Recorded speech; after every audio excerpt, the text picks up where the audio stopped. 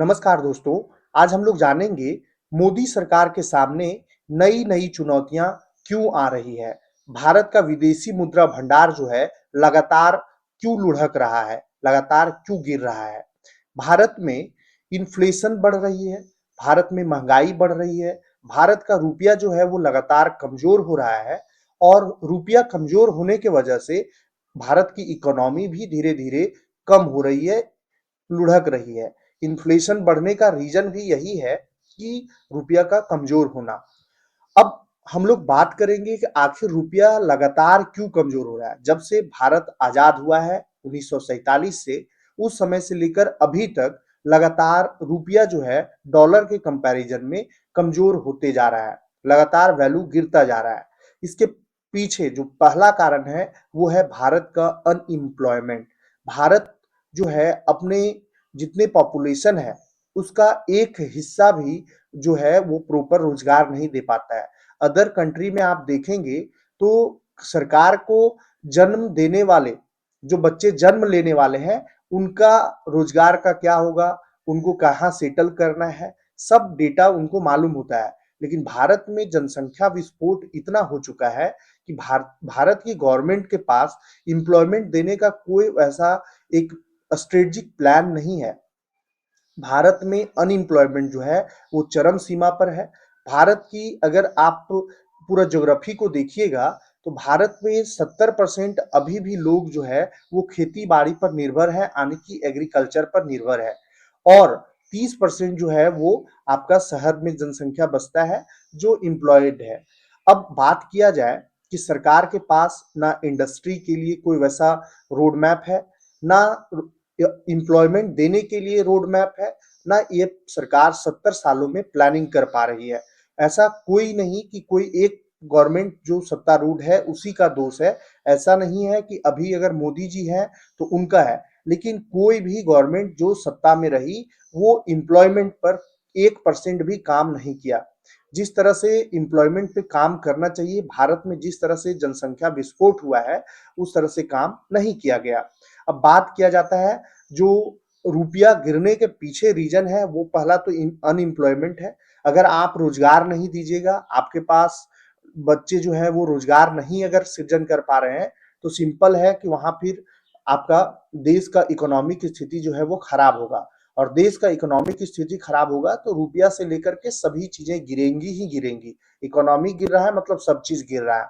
अब बात किया जाता है दूसरा जो वजह है, भारत जो है वो सबसे ज्यादा तेल खपत करने वाला देश है वर्ल्ड का। अब बात किया जाए कि देश में क्या तेल है, क्रूड ऑयल है, तो नहीं। भारत अपना इस्तेमाल का 90% क्रूड ऑयल जो है वो विदेशों से मंगाता है। विदेशों से जब क्रूड ऑयल मंगाता है तो पेमेंट जो है वो डॉलर में करता है। जब आप डॉलर में पेमेंट ज्यादा कर रहे हैं और आपके पास डॉलर कम आ रहा है तो सिंपल सा फंडा है कि आपका इकोनॉमी जो है वो खराब होगा। आपका हमेशा जो बैलेंस शीट है वो डिफिसिट में जाएगा और लगातार भारत का बैलेंस शीट डिफिसिट में जा रहा है, यानी कि फॉरेन रिजर्व जो है वो लगातार घटता जा रहा है। और जो तीसरा कारण है वो है रसिया और यूक्रेन का वार। 2022 में रसिया और यूक्रेन का वार हुआ, अभी तक स्टार्ट ही है। इससे भी भारत का इकोनॉमी पे प्रभाव पड़ा है। और नेक्स्ट जो चौथा कारण है वो है ईरान और अमेरिका का वार। ईरान और अमेरिका का वार के वजह से भी भारत जो है वो पूरी की पूरी तरह से वीक पड़ा हुआ है। स्ट्रेट ऑफ हॉर्मुज को बंद होने से वहां से खाड़ी देश से तेल सप्लाई होने वाले सभी जहाजें जो है वो रोक दी गई है। स्ट्रेट ऑफ हॉर्मुज से कोई जहाज क्रॉस नहीं कर पा रहा है, जिस वजह से भारत में तेल संकट गहराया और फॉरेन मतलब कि इंटरनेशनल मार्केट में क्रूड ऑयल का दाम बढ़ने से भी भारत को फॉरेन रिजर्व जो है वो लगातार घटता गया। भारत का विदेशी मुद्रा भंडार 12 जून को समाप्त हुए सप्ताह में 9.985 अरब डॉलर घटकर यानी कि 671.625 अरब डॉलर रह गया। इसकी बड़ी वजह सोने के भंडार में तेज गिरावट रही। आरबीआई ने शुक्रवार को यह जानकारी दी है। इससे पहले पिछले सप्ताह कुल विदेशी मुद्रा भंडार यानी कि 71.1 करोड़ डॉलर घटकर 681.600 10 अरब डॉलर पर आ गया है। भारत 12 जून को खत्म हुए सप्ताह में फॉरेन करेंसी एसेट्स यानी कि एफसीए जो कुल रिजर्व का सबसे बड़ा हिस्सा है 84.6 करोड़ डॉलर बढ़कर 544 अरब डॉलर हो गया। हालांकि सोने का भंडार 10 पॉइंट लगभग 11 अरब डॉलर घटकर 103 अरब डॉलर के पास रह गया। आरबीआई के मुताबिक स्पेशल ड्रॉइंग राइट्स यानी कि एसडीआर 6.6 करोड़ डॉलर घटकर 18.699 अरब डॉलर रह गए। आईएमएफ के साथ भारत की रिजर्व पोजीशन भी 1.1 करोड़ डॉलर घटकर 4.15 अरब डॉलर पर आ गई। विदेशी मुद्रा भंडार पर दबाव कम करने के लिए ही पिछले महीने मोदी सरकार ने सोने और चांदी के आयात पर शुल्क बढ़ा दिया था। भारत का विदेशी मुद्रा भंडार कितना बड़ा होना चाहिए? तो इसका आंसर है कि भारत ने सोने और चांदी पर आयात शुल्क 6% से बढ़ाकर 15% कर दिया था। वहीं प्लैटिनम पर शुल्क 6.4% से बढ़ाकर 15.4% कर दिया था। इस कदम का लक्ष्य विदेशी मुद्रा की बचत करना और कच्चे तेल उर्वरक के साथ महत्वपूर्ण तकनीकों जैसे जरूरी आयात को प्राथमिकता देना था, खासकर ऐसे समय में जब वैश्विक ऊर्जा बाजार में और अंतर्राष्ट्रीय शिपिंग रूट्स में भारी अस्थिरता बनी हुई है। कच्चे तेल का बड़ा आयातक होने के कारण भारत ऊंची तेल और गैस कीमतों से प्रभावित होता है।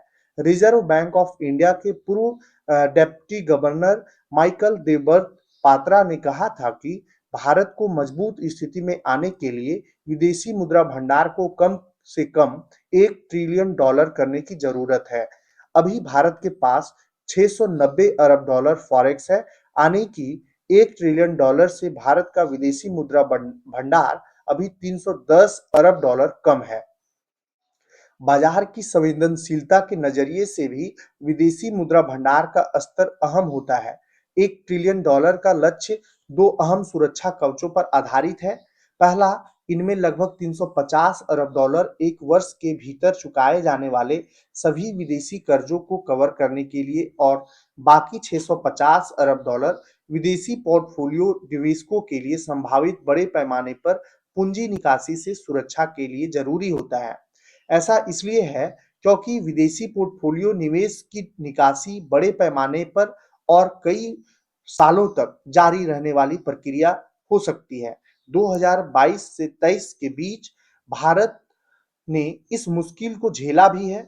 शुरुआती अनुमान बताते हैं कि इस तरह की सुरक्षा के लिए लगभग 600 अरब डॉलर से 650 अरब डॉलर की जरूरत पड़ सकती है। इसी आधार पर भारत के विदेशी मुद्रा भंडार का लक्ष्य कम से कम 1 ट्रिलियन डॉलर होना चाहिए। कम से कम इसलिए क्योंकि इसमें यह भी आकलन करना होगा कि उस भंडार का कितना हिस्सा हस्तक्षेप के उद्देश्य से लिक्विड रूप में उपलब्ध रहेगा।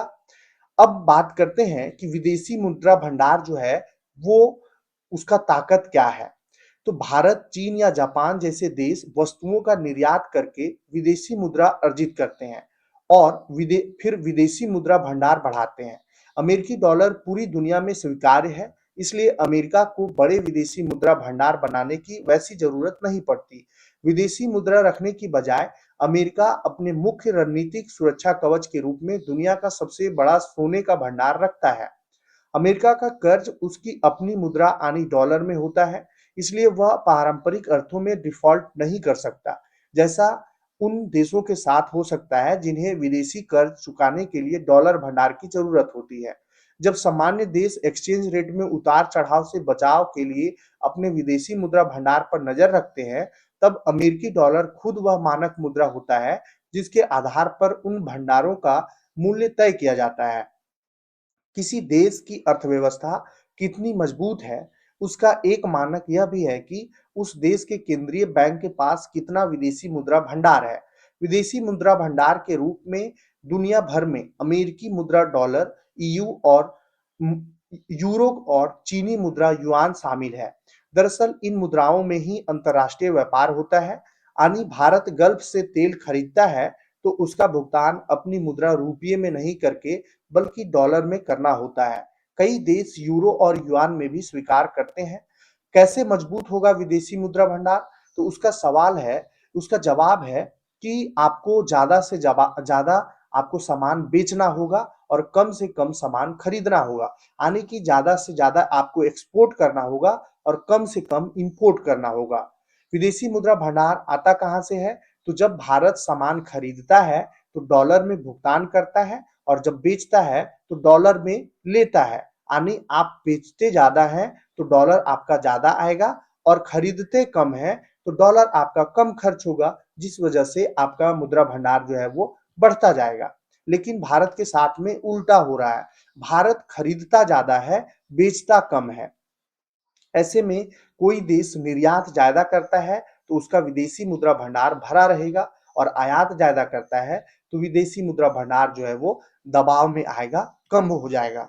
वाणिज्य और उद्योग मंत्रालय की ओर से जारी आंकड़ों के अनुसार निर्यात और आयात के बीच का अंतर जनवरी महीने में बढ़कर 34.68 अरब डॉलर हो गया था, जबकि एक महीने पहले यह 25.05 अरब डॉलर था।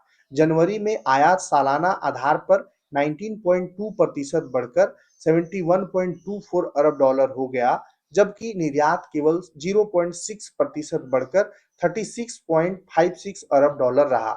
इस तरह से भारत का जो अभी आर्थिक स्थिति है वो धीरे धीरे कम हो रहा है, फॉरेन रिजर्व घट रहा है। तो ये भारत के लिए सुखद न्यूज नहीं है, भारत के लिए ये दुखद न्यूज है और भारत को इस पर एक रोड मैप तैयार करना होगा कि आखिर भारत जो है कितना दिन तक इस तरह से हर प्रत्येक महीना प्रत्येक साल जो है वो अपना मतलब कि सरप्लस और डिफिसिट में अंतर को देखता रहेगा। भारत को सरप्लस में आना होगा, तभी भारत का रुपया जो है वो मजबूत हो सकता है। अगर भारत एक्सपोर्ट ज्यादा नहीं करेगा तो भारत जो है वो अपना जो गोल है 5 ट्रिलियन डॉलर का वो हासिल नहीं कर पाएगा। धन्यवाद।